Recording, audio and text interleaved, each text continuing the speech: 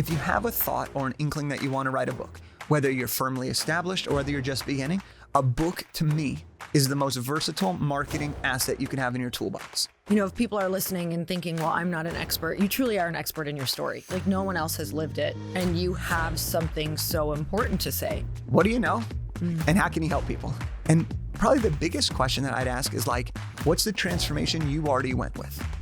Because if you've already experienced the transformation, you've come out on the other side, you have a story to share. So by default, you now have a unique perspective, even if it's in an industry that may be competitive or saturated, and you can combine that with how you want to help people.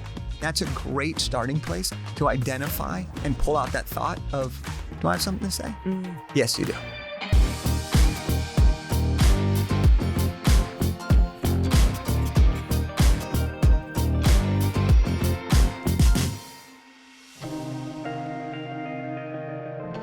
Jake, welcome to Earn Your Happy. Thanks so much for coming on the podcast. Yeah, happy to be here, Lori.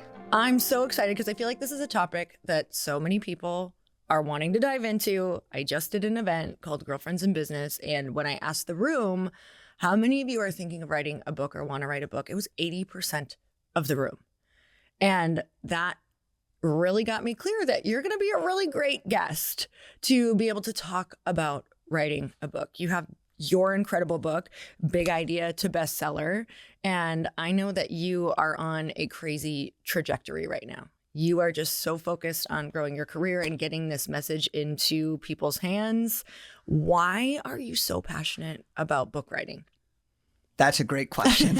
So I think book writing has nothing to do with actually book writing. I think it has to do with the ability to put a message out there that has the power to shape lives, the power to last forever, and the power to also bring yourself and your personality to the forefront. So book writing is ultimately really just a vehicle for creating a potentially legacy-lasting, career-changing, life-evolving opportunity. And so for me, I wrote my first book at 22 years old when I was working with the Lakers and Kobe Bryant. And I never set out to do that at 22, but I had a message, and that message needed to be shared to the people that needed to hear it. And that was all I needed to know, that, okay, a book can do this. And so over time, I've written now 4 books, and eventually people just started asking, okay, well, how do I do it? And we built out the most simple process possible to make book writing accessible so stories and messages could be shared, ultimately giving somebody a chance to fulfill a lifelong dream and create a ripple effect long after.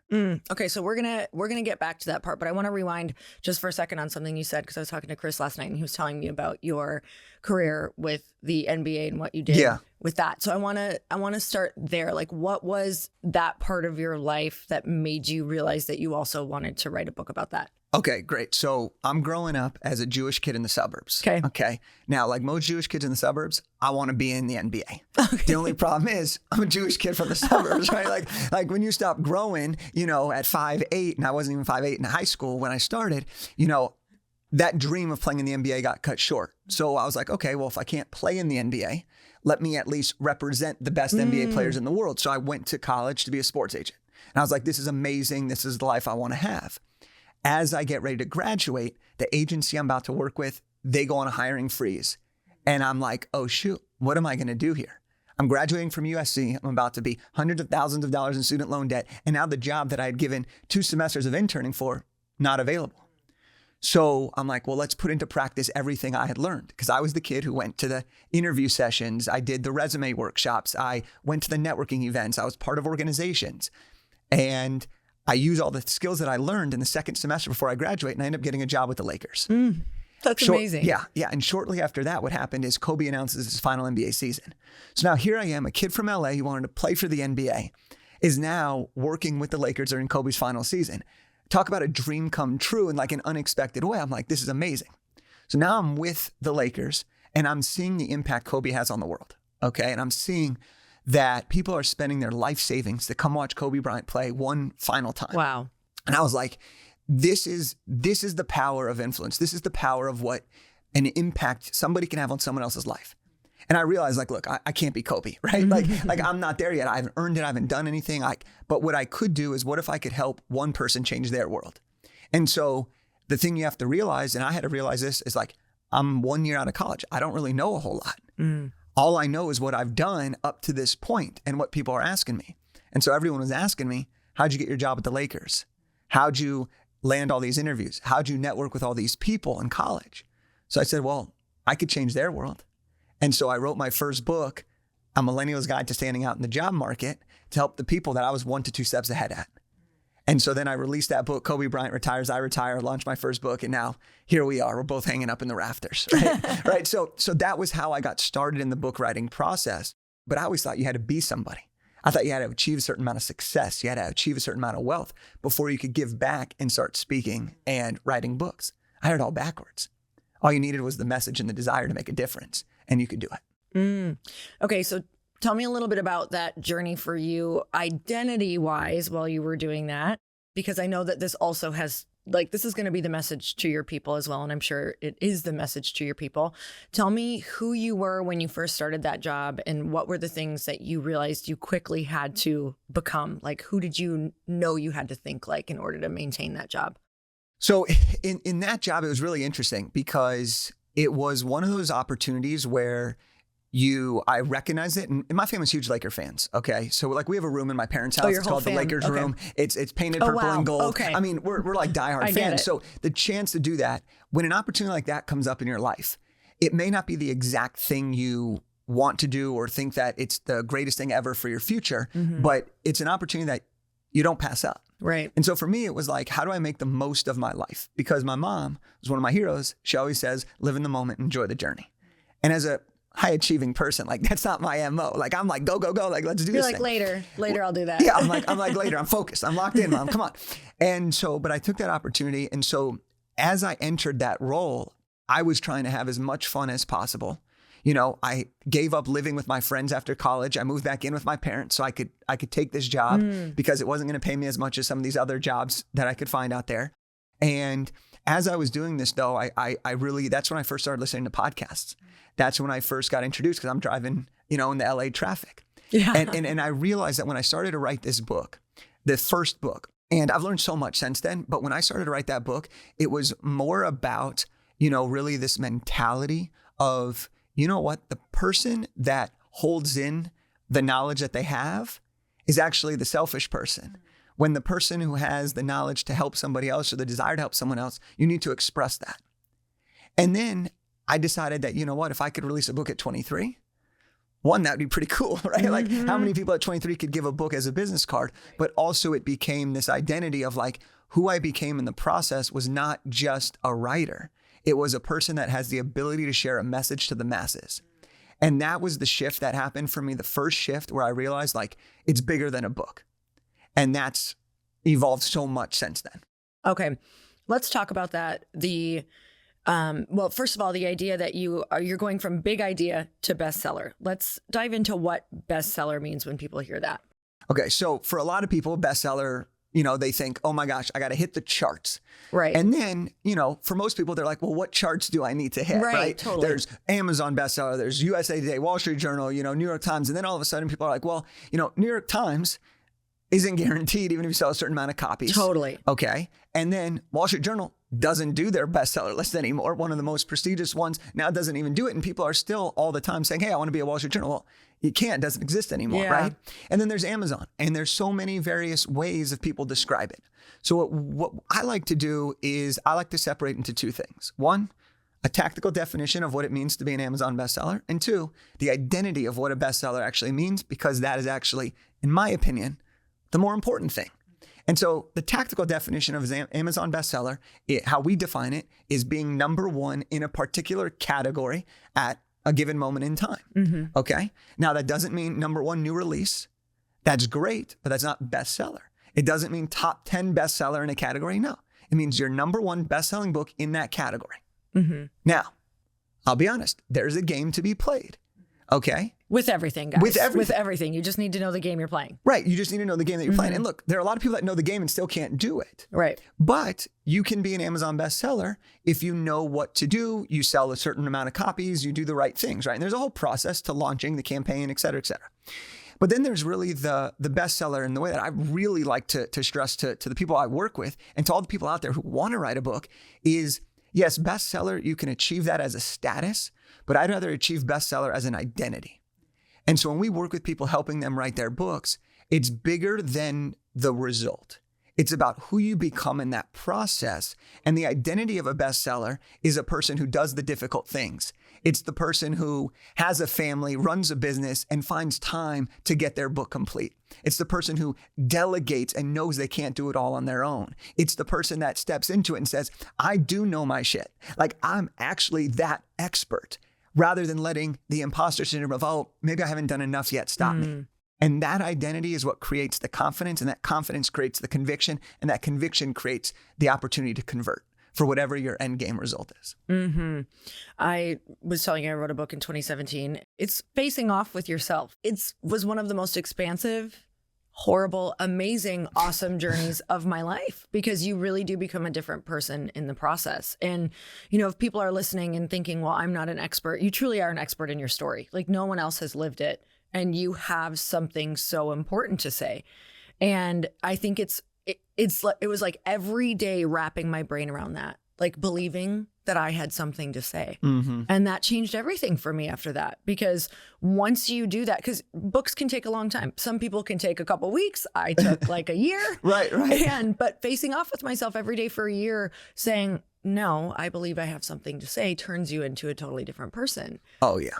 So tell me about your journey writing your book. Like, what were some of the thoughts that kept on coming in your brain that you had to change? Yeah. And look, every book is different because every person is different. Yeah. And who you are today is different than who you are when you started it. And even who you are in the moment while you're writing the book is different than the person you were when you said yes to accepting the challenge of writing the book, right? So for me, and I'll walk you through, because I think each of the 4 books I've done has been a different process, because I've evolved, gotten smarter, and learned a lot more and gotten older, right? So I think like my maturity, both as a human, as a leader, and as a business owner, has evolved over the course. So my first book, I had this crazy idea to write a book. I had met with a mentor. He's like, you should write a book on this. I was like, no, like, what are you talking about? He's like, I'd sell this to all my students at UCLA. Said, okay, done. I'll write the book. So I write the book. And the process for that was, how do I get this thing done as fast as possible? Because I have no idea what I'm doing. Yeah. So I call up my best friend and I ask Mr. and Mrs. Google, and I say, hey, like what do I do? How to write a best-selling book? Right. That's what I do.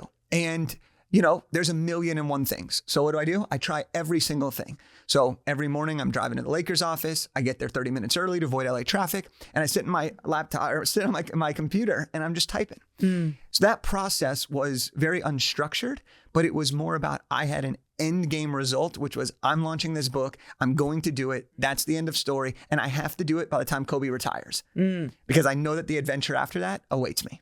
Yeah. Fast forward, my second book came after I had now built another event in the NBA.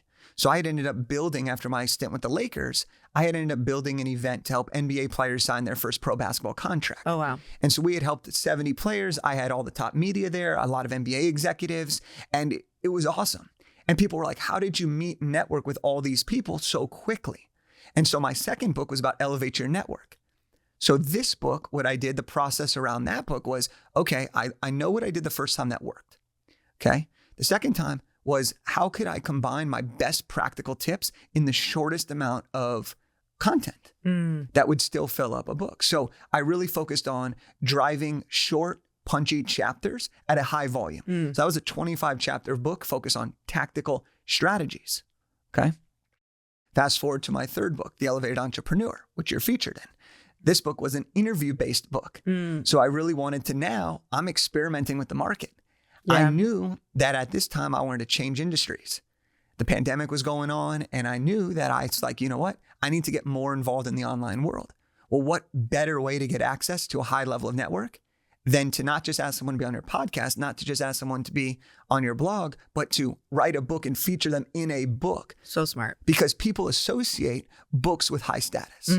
People associate books with high amounts of labor.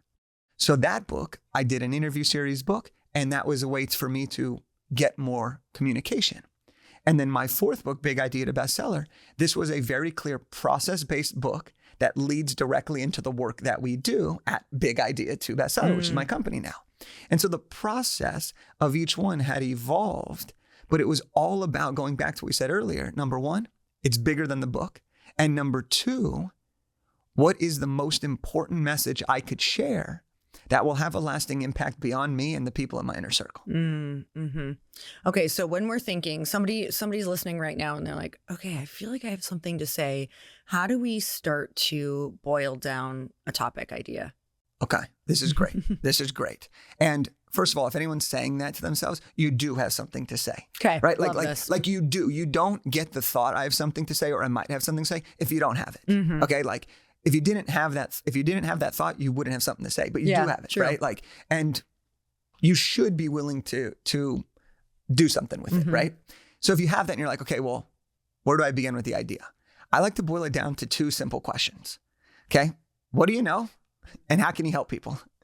Right? And if you look at that and you boil this down into a little bit more specifics, and for anyone that's listening here, you could start jotting these things down, but it's literally, okay, what do people already ask you about? What are the most commonly asked questions?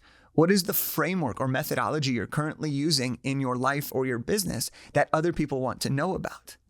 And probably the biggest question that I'd ask is like, what's the transformation you already went with? Because if you've already experienced the transformation, you've come out on the other side, you have a story to share.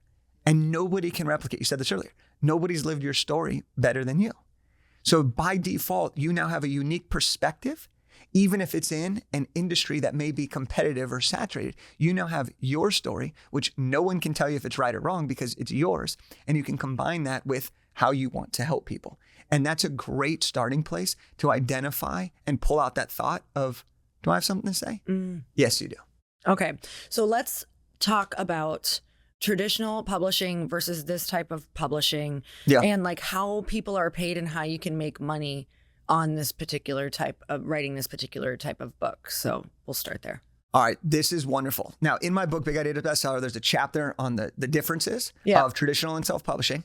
And I also included in the book 11 different ways you can monetize your book once it's done. Amazing. Okay, because this is really, really important. All right.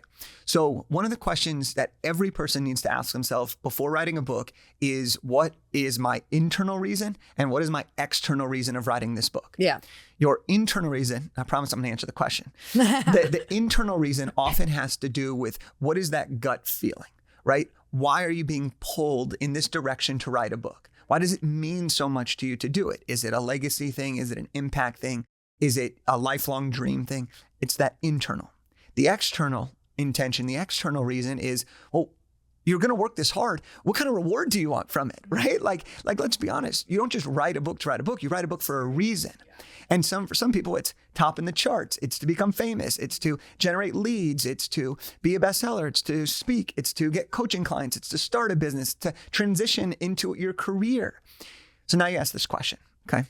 When we look at traditional and self-publishing industry, the traditional industry, and honestly, you're probably even better equipped to talk about your experience in that world, but the traditional industry, there's a longer time frame. Yep. You have an agent, proposal, you have to get the publisher, then you have to go through the process. You're likely giving up a percentage of your rights and your royalties depending on the negotiations, right? Correct. And that is great for some people. That process works really well for some people. Okay, but you're basically given an advance, depending on your audience size, depending on a few factors, you're given an advance, and that should fund you while you write the book and complete the project. And then after the fact, you typically don't recoup money until after you've sold what the advance is worth, and then you get the percentage from there. Which most people never ever sell through and get the royalties. Right. Majority. And the objective, the sole objective of the publisher is to sell books. Yeah. So they want you to focus on book sales as the primary movement, right? Well, here's what is different with what we're kind of doing and what I recognized as a self-published author when I was, writing my first book, because I couldn't get a publishing deal. I was a no-name first-year assistant at the Lakers trying to write a career development book. Yeah, people don't talk about how tough that is, and especially if you don't have an audience, and that's because that's what they look for now. Yeah, I had no audience. I had no email list. I had nothing. Like I wouldn't have gotten a deal, but I knew that the message was greater than the potential deal, and I didn't want to wait. Right. I had 6 months to do this. Yeah. So what I've realized now is that there's self-publishing and then there's like professional self-publishing. Self-publishing gets a bad rap a lot of ways, but in today's world, we're starting to see that shift, right? Yeah. We're seeing a lot more people start to do that. But here's what we really focus on is self-publishing with like this sexy professional flair, meaning you self-publish in the sense that you get 100% of your ownership, your rights or royalties, but you're published by a professional company like ours. So we're doing all the editing, the designing, the cover design, the formatting, the proofreading, the publishing services, the launch services, the marketing services. We're doing all that for you, but you're keeping full ownership so that you can use it for whatever that internal and external reason was that you're writing the book. Okay. So now let's break down, well, what are those reasons, right? How do we make money? Well, there's obviously book sales, right? But book sales, depending on the volume, can be a lot of money or a little money. Personally, I call book sales Borat money. Okay, I call it Borat money because it's very nice. All right, like it's nice to have that money, but a lot of what we see is you take that money, you use it for date nights, you use it for reinvesting into marketing, you use it for a lot of things. Very few authors make an entire living off of, especially business authors. Very few business authors make their entire living off of just the book. Right. So now, how do we actually monetize a book that can get you an ROI on your time and your investment? Well, there's raising your rates. This is the easiest way because it's leverage. The minute you have a book, whether it's a best-selling book or it's a book that you're proud of, your rates should be higher. Why? Because you are a perceived expert now in your topic. If your rates don't match your perceived expertise, there's a disconnect between the person hiring you and what you actually have to do. So number one is raise your rates immediately. You're working the same amount, but now you're getting 10, 20, 30%, sometimes even doubling your rates. Speaking engagements. I love this as a way. Okay. If you are wanting to speak, whether it's a TEDx talk, whether it's on stages, whether it's more podcasts, virtual stages, guest coaching, masterminds, if you have a book, you can often at least get an answer from the person. If you don't have a book, sometimes you miss out on those opportunities. So by having a book, you can get in the door. You also now are a perceived expert on a niche specific topic. When people are hiring speakers, they're looking for who's the person on this topic that can deliver a great message. So I wrote a book on writing a book. If someone wants a book expert, they call me. Right. Right? I'm a niche specific expert. I have the book on it. I'm the leading authority in that thing. Okay? Coaching businesses, starting consulting businesses, using your book to sell more digital and physical products. That's a huge thing. Okay, James Clear, Atomic Habits. He writes his book. Now he sells a $75 pen. He's probably made millions of dollars off that based on the size of his readership. But it was a book that lent itself to the physical product. There are so many different ways that you can monetize a book on the back end that will produce exponential returns for what you're looking to do in your business, whether you're starting or whether you're already firmly established. I'm thinking of your company, like people can read this book and then if they want more in-depth help, they're like, they don't have to go look for somebody else. You have it. So what did the book come first or did the company come first? Okay, so this in this case with Big Idea Bestseller, we had the company first. Okay. And it was like proof of concept. So I was like, okay, I've done it 3 times already, but I don't have a book on writing a book. So we built the company and we started getting people through it. And I was like, okay, I need the book on writing the book, right? Like you can't be the guy that has the book business helping people write books without having the book on writing the book, right? So let's we get all meta, right? And so I was like, okay, let's do this, but how do I really do this? So it was actually after a conversation with Chris that we created something called Project Bestseller. And I was like, let me see if I can put my money where my mouth is. Because I think like a lot of times people claim to be good at something or they claim to be expert because right now there's no barrier to entry in anything. You can just all of a sudden be an expert. A lot of people regurgitate other people. And I was like, no, like I want to show people that what I talk about isn't false claims. And I actually do what I say I'm going to do. Yeah. So we built this thing out where I was going to write, publish, and launch my 4th book, aka Big Idea Bestseller. Yeah. I had 90 days to do it before my 30th birthday. And so what I did was I documented every single day. In the challenge, I could not spend more than an hour a day on average to do this. And I had 90 days to write, publish, and launch this book. And I could not spend more than an hour on average per day during the course of this. Yeah, right?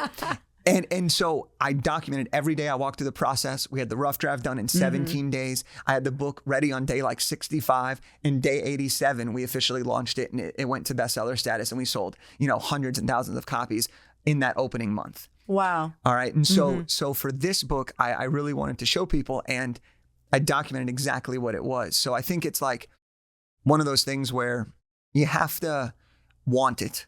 Okay. If I didn't want it and I wasn't committed, the book wasn't going to happen. Like that's the truth. Right. But I did want it. I knew what I was going to talk about because I already had the company. So I was able to take the methodology that we were teaching. You were like living, breathing it every day. I was able to take the methodology I was already teaching, turn that into the framework of the book. And then I was able to combine that with the personal anecdotes and stories to create the relatability. And when I combined those two things, it created Big Idea to Bestseller. I love that. So I kind of did the same thing with my book. I had an event called the Bliss Project. Yeah. I had done it, I think at that point for maybe 6 years. And I was like, this content works because I taught the same content every year. Right. And we had like specific breakouts. They would ask each other specific questions. Like I knew this structure worked. And so I wanted it to reach a bigger audience, and it was all about breaking through superficial friendships. And so wrote the book, used the content literally from the Bliss Project, but like sprinkled in all of these other anecdotal stories. And what that did was, number one, it got me on other stages. Number two, it also helped get people to all of my events because I was then known for events, which we still do events, you know? So, and they're great events, by the way. I go to a lot of them. Thank you. So we love having you there. We love it so much. And you serve so many of the people in our community because, like I said, majority of them want to write books. So that's another cool thing is like what you're able to do in communities of people is all of a sudden when you start networking in all these communities, somebody wants to do something that you are thinking. So for you, it's write a book. If you guys are at home thinking that you have something, you'll find yourself being able to serve these bigger communities, make more friends, network. It's just this giant ripple effect because you're solving a problem. And a book is a very specific way to do that. Like you said, I love when things are niched down and it just solves that individual problem. So what if we feel like maybe I did, where I have essentially like a 8th grade education level, and then I was homeschooled and hardly did any of the work. And I remember when I was going to go write a book, I was like, just so faced off with, am I smart enough for this? I don't think I can do this. I don't know if I'm the person who can write. What do you have help for that arena?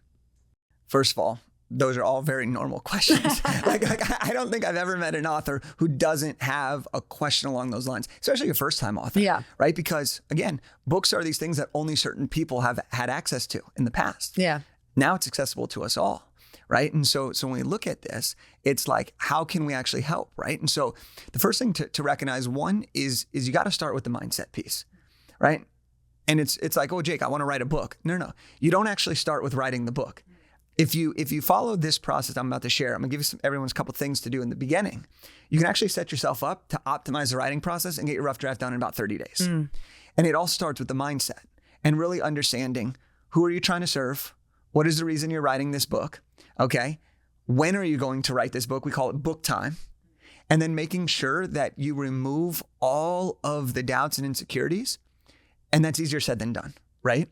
But it's asking yourself, not, am I the greatest expert in the world to teach this? But is what I know valuable to somebody 1 to 2 steps behind me? And that realization is a huge shift for a lot of people because most people think you have to be the world's leading expert to write the world's leading book. But you just have to be really 1 to 2 steps ahead of your community, of your existing audience, of the people that you want to serve. And so when you can reframe it like that, it often lends itself to feeling more doable. All right. And so then there's the second thing, which is outlining your book. Don't start writing your book, because what happens is if you just start writing your book, for most people, okay, they're like, I'm motivated, I'm doing it, I'm committed, let's do this thing.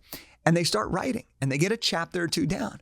And then they pause because they're out of things to say. And they're like, I don't know what order this should be in. And then they start editing. That was me, yeah. And then they start editing the book. And you start editing chapter 1 and then you're revising it. You start editing chapter 2, you're revising it. You go back to chapter 1 because you don't have anything else to say. And all of a sudden, 6 months have gone by and you're 2 chapters in. And you're like, I'm never going to get this thing done. This is a pointless, this is a waste of time. Like, I'm not making any progress. I'm not making money now. I don't see the end. I don't see the light at the end of the tunnel. So instead, what we really want to focus is creating an outline. And there are really 3 components to doing every outline. And this is ending up with, number 1 is, we call it your education phase. So what is everything that you can educate somebody on based on your experiences and your knowledge? You just write it all down. Number 2 is, what is your experience? What are your personal stories? What are the testimonials you have? What is your personal transformation? What are the things that are relatable to this? What are the stories of people that you admire who have done the things you do? What are those stories, right? If someone's writing a book on events, they could quote you in your book, and that's a great anecdotal thing that also supports you and also supports them in the process. And then all you do is you take one piece of the education, you combine it with the multiple experiences, boom, you put it together, and that's a basic chapter outline. Okay? And so we often say, quote to start a chapter, story, lesson, message, call to action. And like, if you really boil it down, it can be that easy. And then you go into the writing process.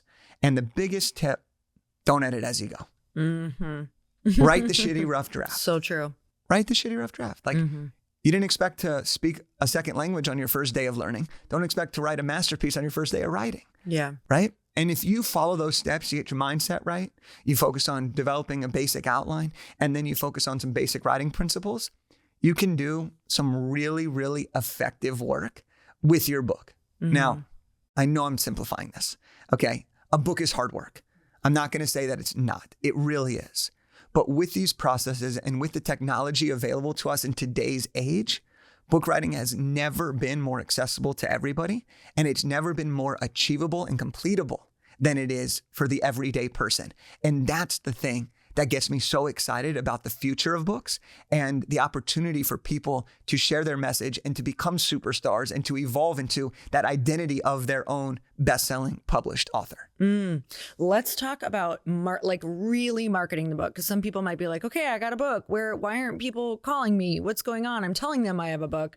Let's talk about how you set people up to really talk about marketing their book.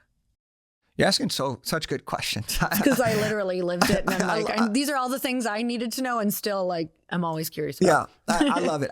I think when it comes to marketing the book, here's the biggest mistake, okay? The biggest mistake, hands down, is the idea, I wrote the book, everyone will go buy it. And then you get excited, you talk about it for lunch, and then you never talk about it again. You're like, my book didn't take off. It didn't get me all the things that it did for you, Lori. It didn't get you all the things, Jake, that you're talking about. Well, yeah, did you talk about your book? Yeah. When was the last time you made a post about your book? I not since launch. Well, then how do you expect people to hear about your book, right? And so there's this perception that I wrote the book, I did the hard work, everyone should then reward me for it. That's not how this works. So we like to think about it in 3 phases: the pre-launch, the launch, the post-launch. The pre-launch, you want to be talking about your book throughout the entire process so that your audience is warmed up and people start talking about it. Okay. And the way you do that is you share milestone content, aka what's actually happening in the process. In today's world, we love seeing people's journeys and we love seeing people's mistakes and failures, because those are the things that make us seem like we're not perfect on social media. And when you're writing a book, you will have both of those, right? Totally. And so if you can share, oh my gosh, I'm so nervous right now, but we wrote the first chapter of the book. You're letting people in on the journey. Letting people pitch in on their title ideas, cover ideas, etc. That can be a great way of engagement. That's not always a great way to actually make decisions, but it's a great way to get engagement and include people. So pre-launch, talk about your progress, and then talk about what the book is actually about. So what I love to do is turn your book into all of your content. This has saved me hours and hours and hours. So when your book's coming out, you just spent all this time outlining your book. You just spent all this time writing your best content in a book. You laid out all the stories you have to share. You laid out all the tips and tricks. You laid out all your frameworks. Well, just go chapter by chapter, outline by outline, page by page. And that's a 30-second reel. Yeah. That's a carousel graphic. That's a quote graphic. And now you have unlimited content to warm people up to what your book's actually going to be about. Then we have the launch. Okay. Now the launch, this is where everybody comes out of the woodwork to support you. Not just clients, not just people in the industry. This is where the person you went to high school with 15 years ago, who you didn't even know followed you, this is where they're buying your book and being like, oh my gosh, I'm so proud of you. Like, I followed your journey. Like, this is amazing. You got to talk about it. And you have to be willing to ask. Yes. You have to be willing to ask. And I like to think about it like this, don't ask for yourself. Ask for the people who need what your book is. You spent all this time, energy, and effort. Like, let yourself have the success. Allow yourself to win because you earned it. You did the work, right? And then there's the post-launch. This is where you have to continuously talk about your book and leverage your book for opportunities. Now, I'm just talking about content and talking about it right now. I can give some more tactical marketing strategies here in a second. But after the launch, don't stop talking about it, right? Talk about it regularly. Make a post. Hey, in my latest book, hold it up. In my latest book, I talk about these 5 steps to XYZ. Well, the content is still valuable, but you're also now redirecting people's attention to the book. And then have an easy way for them to buy it or get more information about the services or the products that you're selling or offering. And if you can do that, just that alone, you'll separate yourself from many of the authors that write books and don't ever sell copies or have a ton of success or recognition or impact based on it, because now you're talking about it. So those are some like high level, like baseline things that save you time because you wrote a book, which is what we're all trying to do, right? Make more money by working less. Well, this saves you time on content creation. This saves you time on figuring out what to post, when to post. And this gives you something that is worth talking about. Yeah. The more things that you can do that are interesting to other people, the more likely people are going to want to talk about you, right? And so if you can become interesting by being interested in helping others, people are going to want to come back and help you tenfold. And so that's kind of the first step that I would say is a critical component to marketing your book. So you're no longer the best kept secret and your book actually gets some legs. I love that. A book really gives you just like creative ways to get yourself out there. It just is like almost like a creative excuse. And like you said, with content, I used each chapter as it was kind of like launching on my podcast. I would just talk about it.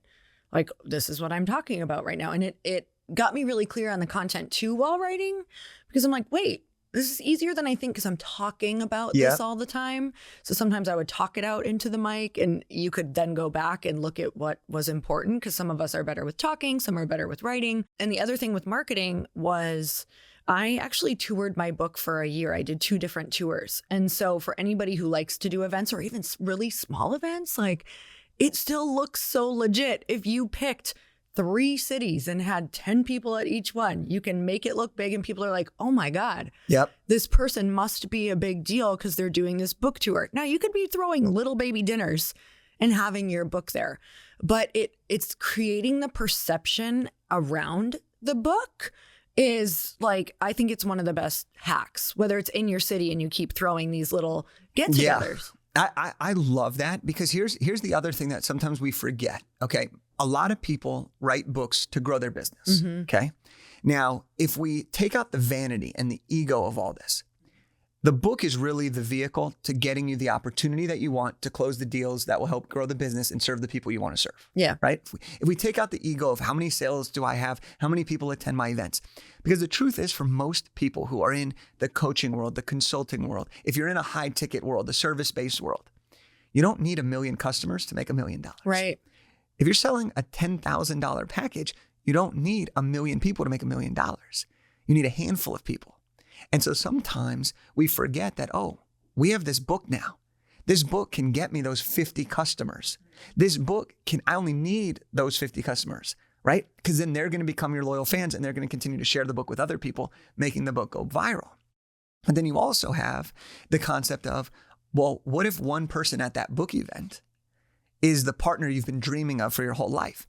Well, now they've seen what you could do. They've seen and they trust that you are the expert because now you have the perception by holding the book. Now they want to partner with you, and now you have a leg up, and now you get the audience you've always wanted, right? So there's 1,000,001 ways to use the book. Small tour, big tour, multiple city, single city, large events, small events, giving the book away for free, selling the book, 99-cent book, giving chapters away. You turn your book into a vehicle that can be distributed in so many different ways and so many different styles: ebook, physical, audiobook. Create a course on the back end. You can take one asset that you have spent time, energy, and effort creating and making sure it's your best work, and then you can use it in so many different ways, mix and match it, and play the game. And all of a sudden now you wrote the book once, and now it lasts you a decade, and you built an entire entity off of it. I still talk about my book, and I still sell books. I actually am one of the lucky few people who get royalties. Not lucky, was very intentional, because I still want to sell the book. I'm like, no, I still believe in this work. It's exactly what I still talk about. Like, it's not old. So yes, do I feel like the same person who wrote it? Absolutely not. But the ideas are still super relevant. And I was just looking back at content the other day because we were talking about books with this group that I was sitting with, and I was trying to figure out how I was promoting it so consistently. And it's something you can give away all the time. So I was doing giveaways probably every other week where I would just say, hey, tag 3 of your friends. I'll send you all a book. I did that all of the time. And giveaways work amazing. But you're thinking, some people might be thinking, okay, well, you're giving away books. Except on that post, I had anywhere from 100 to 400 comments of 3 people being tagged because it was something free. So it's like this constant awareness. She wrote a book. She wrote a book. She wrote a book.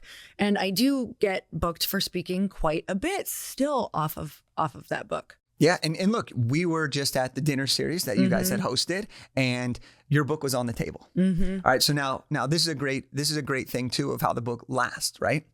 You wrote this book in 2017 or in 2024. This book is a gift. Great. You gave away a book. Now, what did I do? The first thing that I did was I took a picture that the book was there as part of this amazing welcome thing. Great. Then I take that book home with me. That book now travels with me. It has now been put right next to my bedside table. I've talked about it with my fiance. I'm like, oh, you got to read Lori's book. Like, this is amazing. And I'm talking about it now. Right now, we're talking about this example on here. This is now going to sell more books. So you did it in 2017. Here we are, not a full decade later, but 7 years later, approaching that decade mark. And you're still using it. You're giving it away. You're still selling copies, and people are still talking about it. And that's the power of it, right? One of the things that happens when you write a book is someone gets it, and the average person takes a while to read a book. Oh, yeah. So what do? They bring them on the vacations that they never actually read them on, right? We're all guilty of that. We're going on vacation. We're like, you know what? I'm going to read 4 books. I haven't read one book. I haven't read one book in the last couple months, but this vacation where I'm going to relax, I'm getting 4 books in, right? But your book might be one of those books. And then what does it do? It sits on their bedside table. Well, without getting creepy here, this is a really awesome opportunity for marketing and psychology, right? Well, if somebody is looking at your book, even if they're not reading it, but your book's the last thing they see when they put their phone on top of it and they see your name in your book, and then they wake up and they pick their phone up. What do they see? Your name, your book, your cover. Well, naturally, you're getting that name recognition. And when you can have that name recognition, both in recency and in frequency, you've now opened the door for them to take some form of action. Because they're like, gosh, I didn't even read this book, but I feel like I'm connected to Lori. Yeah. Like her book is there every night. Because we sleep together. Right? Again, right? Like, and so it's this really fun opportunity where you have the chance to get inside somebody's head in their intimate moments, in their most memorable moments, without being weird, without being salesy, without constantly pitching them or sending them ads. It's just organic. And then they're most likely going to want to take some form of an action, whether it's opening the book or reading it. And there are books on my bookshelf by my bed, because I have a stack that I have not touched yet, but I see them and they're constantly top of mind. So when I'm looking for a podcast to listen to, I'm like, gosh, what should I listen to? Oh, let me check out that person's podcast. Oh, let me reach out to them, see if they want to come on my show. A book is just that opportunity to open doors that wouldn't have otherwise be presented to you. You know, I'm even thinking when your book first showed up at our house, because the title's so niche and it's something that I know my audience needs, I was like, oh, cool, a tool for me to recommend. Because I can share all this information. Like, I understand the publishing world and the self-publishing world, but I don't have a program for them. I don't want to coach on it. I want to help. I want to point them to someone, but there hasn't been, I can't think of anyone who's specifically writing on this and making it so accessible for people. So I remember when I saw the book, I was like, great, a tool. Thank you. That's literally was the thought for me. And that's going to happen further. I didn't think, was this published? Was this self-published? I didn't think any of those. The title said exactly what it's going to help us do. And I was like, awesome. Thank you. Yeah. And so that's what books do, is it's a tool for other people as well to suggest. Because anybody listening, I know a lot of the people listening are like entrepreneurs, want to be entrepreneurs, coaches, all the things. The more tools that you can have and just be like the best cruise ship director and point them to what they need, the more you are looked at as valuable as well. Like, yes. I can't tell you how many times I've suggested books and people have thanked me for like changing their life. I'm like, all I did was tell you to read a book, but you're welcome. Yeah, the power of an introduction, whether it be to a person or a tool, like, is so underrated. And it also, everybody wants to make good introductions and recommendations because it feels so good. Yeah. So like when you have a niche specific book like that, it makes it easy. And I'm incredibly grateful for it. And you also feel good because you're helping the person that asks. So we call it the triple win, right? You get the win for recommending it. I get the win because I get to perform what I do best. And the person who you made the recommendation to gets a win because now they have access to information or to a tool or to a person that has the potential to make a difference for what they're actually looking to achieve. And when you have a triple win, like we talk about win-win all the time, right? But the triple win, I mean, come on, right? Like let's have some fun here while we're doing this thing. And I think that's like one of the best parts about business in general is making good recommendations, good introductions, and just everybody can win. Like there's no shortage. Like I really believe that. I'm in a very niche world, right? Helping people write, publish, and launch and market nonfiction books. That's a pretty niche industry. And there are competitors, right? But we can all win at a very, very high level. And I firmly, firmly believe that for all of us. And so by giving people these tools and access to this information, you're giving them a chance to say yes to themselves and their dreams. And that's freaking beautiful. I love that. Okay, so what did we leave out? Anything that you want to share with the listener? I mean, I think we covered a lot. I know. Right? Like we did so good today. Yeah, and we got pretty tactical. But here's, if I were to sum up everything, right? It's if you have a thought or an inkling that you want to write a book, whether you're firmly established or whether you're just beginning, a book to me is the most versatile marketing asset you can have in your toolbox. And I'm going to explain why, because it'll sum up everything we talked about. Number one is it's the ultimate credibility tool. You write a book, you're a perceived expert. Author comes from authority. We get it, right? Number two is you can use it as a lead generation tool. There's millions of strategies you can do. Free plus shipping, give it away, give a chapter, offer resources in the book, give it to different events, etc. It is a networking tool. You can get in the door with people you didn't previously have access to. What I do, you send them to people who are typically gatekept. Everybody wants a package. If you give them a physical copy of your book, it's like getting a present. Everybody opens their Amazon packages. Well, your package now is special. They're going to open it. You now have the potential to get in the door when you wouldn't have via email. It's a customer acquisition tool. If two people are competing and one has a book and one doesn't, you're likely going to get the deal because you are going to be more of a perceived expert. Okay, and it's a freaking awesome accomplishment, right? And so when we sum everything up together, if you have the thought, no matter where you're beginning, no matter what you already have done or what you're trying to do, a book could be the thing that shares your story with the world. It shares your expertise and experience with the world, and it invites people to come with you on both your journey and their journey to make sure that we lift everybody up in the process. And that is so, so, so special. So that's what I would say to kind of bring us home there. I love that. Okay, so you did something super cool for my audience, and I'm so grateful. Can you tell us what you have for us? Of course. So we wanted to make sure that, along with the theme of this being accessible to everyone, is we wanted to make my book accessible to all of you. So we bought a couple hundred copies of my book, Big Idea to Bestseller, and I want to give them to everyone for free. So amazing. All that we ask, and we'll link this up, but all that we ask is we bought the copies. I want to mail it to you. You get a physical copy for free. All that we ask is that you just cover the shipping and the handling, and we'll send it anywhere in the world. That is so awesome. So you guys, all you have to do is go to loriharder.com/bestseller, and you're going to be able to get your free copy. And you just have to pay for the shipping, but get your free copy. Grab it for your friends. Grab it for your friends too. Yeah. It's so good. And I just want to point out, this is one of those books that you can read really quickly. It's really clear. You can go to the certain chapters that you need right now. It's kind of getting your hand held through the entire process, which I have loved those books. This is one of the books, it's like Launch. I love that book as well, but this is one of those books that's just going to help you along the entire process. So thank you so much for doing this and for writing this and for coming on the show.